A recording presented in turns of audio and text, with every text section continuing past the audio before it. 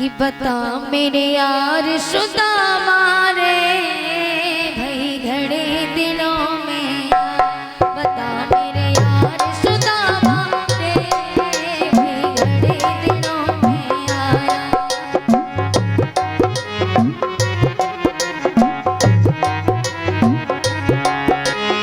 भगवान श्याम सुंदर सुदामा को गले से लगा करके कहते हैं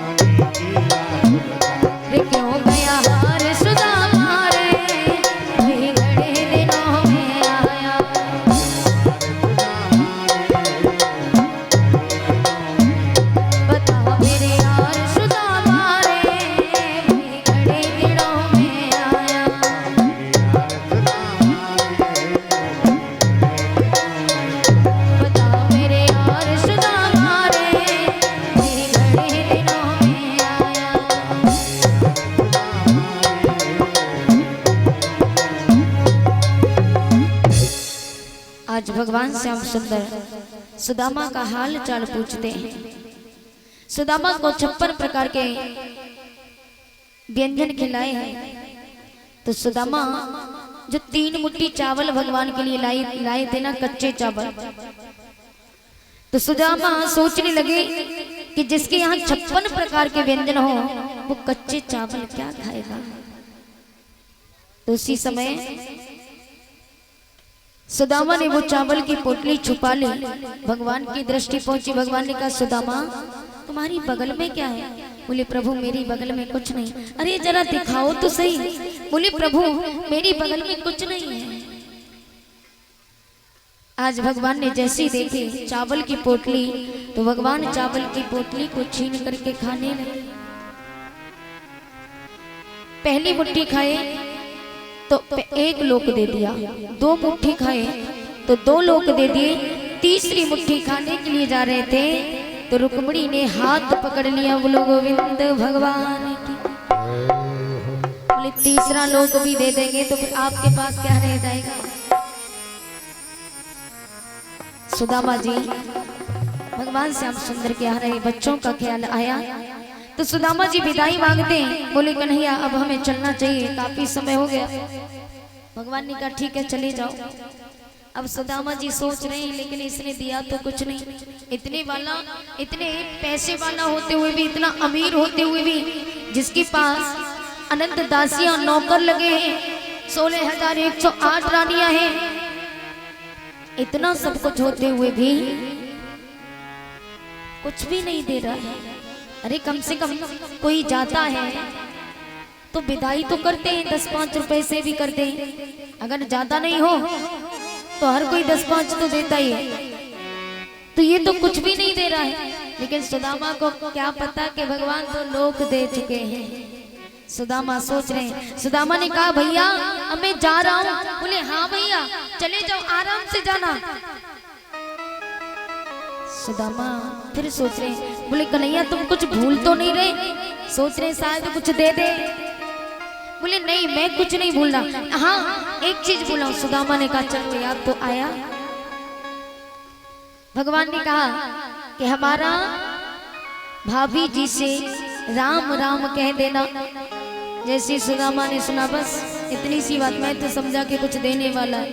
बोले ठीक है जा रहा हूं मैं। ठीक है भैया चले जाओ। थोड़ी दूर आगे बढ़े, आगे पहुंच करके फिर बोले कन्हैया देख ले मैं जा रहा हूँ। हाँ भैया जाओ कोई दिक्कत नहीं, आराम से जाना। सुदामा जी उदास हो गए और उदास होकर के जिस समय अपने गांव आए, जहाँ सुदामा जी की झोपड़ी पड़ी हुई थी वहाँ सुंदर भवन बन करके खड़ा हो गया। सुदामा जी समझ गए ये सब भगवान की लीला है। तो सुदामा ने पता चला सुदामा को कि भगवान ने 2 लोक दिए। तो सुदामा कहने लगे प्रभु मुझे तेरा कुछ नहीं चाहिए। तन मन धन सब है तेरा, स्वामी सब कुछ है तेरा, तेरा तुझको अर्पण प्रभु का, प्रभु को समर्पण क्या लागे मेरा।